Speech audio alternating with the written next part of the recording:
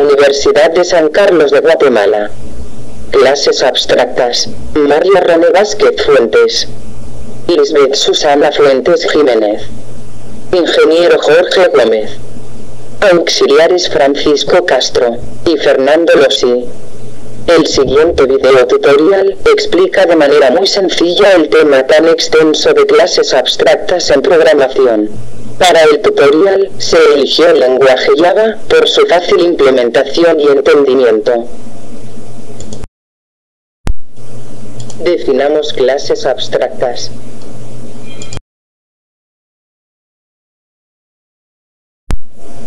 Una de las características más útiles de cualquier lenguaje orientado a objetos es la posibilidad de declarar clases que definen solamente cómo se utilizan, sin tener que implementar métodos. Esto en Java se hace mediante interfaces o clases. Cuando pensamos en un tipo de clase, suponemos que los programas crearán objetos de ese tipo. Sin embargo, existen casos en los que es conveniente declarar clases para las cuales el programador no pretende instanciar objetos. Dichas clases se denominan clases abstractas.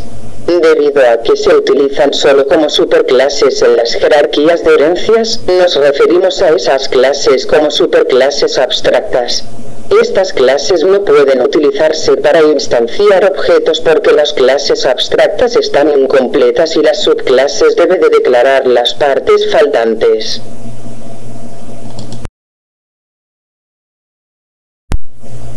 Figura es una clase abstracta, puesto que para calcular el área, debemos conocer la figura. Nos damos cuenta que el método calcular área solo es completado cuando las siguientes dos clases se agregan de ella. Las subclases completan el método al saber de qué figura se trata y cuánto miden sus lados. Los métodos para los que no aporte una implementación serán declarados a su vez abstractos. Si una clase tiene un método abstracto, es obligatorio que la clase sea abstracta. Todas las subclases que hereden de una clase abstracta tendrán que redefinir los métodos abstractos dándoles una implementación. En el caso de que no implementen alguno de esos métodos, la clase hija también será abstracta y tendrá que declararse como tal, tanto la clase como los métodos que siguen siendo abstractos. Cuando una clase contiene un método abstracto, tiene que declararse abstracta. Pero, no todos los métodos de una clase abstracta tienen que ser abstractos. Las clases abstractas no pueden tener métodos privados ni tampoco estáticos. Una clase abstracta tiene que derivarse obligatoriamente.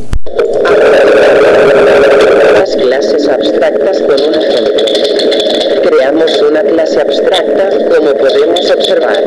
Instanciamos el constructor como protegido y escribirá en consola que pasó por el constructor de la clase abstracta para saber que fue llamado.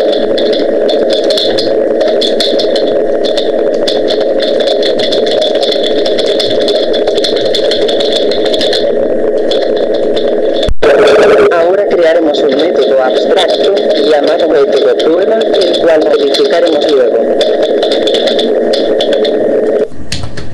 Ahora crearemos un método normal, el cual escribirá en consola cuando sea llamado, y llamaremos al método prueba.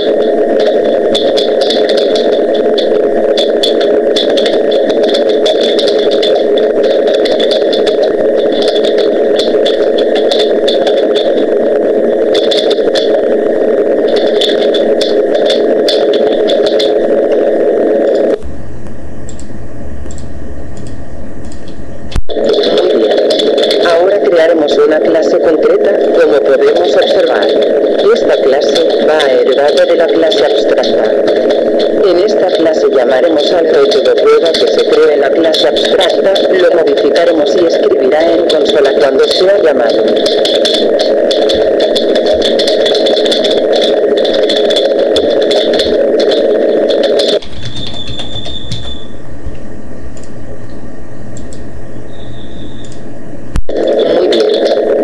Crearemos una clase para instanciar el método main llamada aplicación.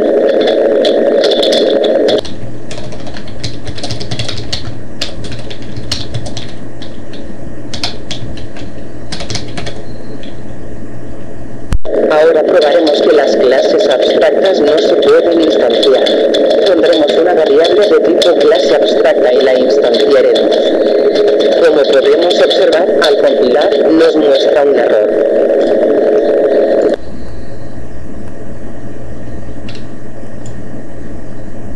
Ahora instanciaremos la clase concreta, la cual sí se puede instanciar, y llamaremos al método normal.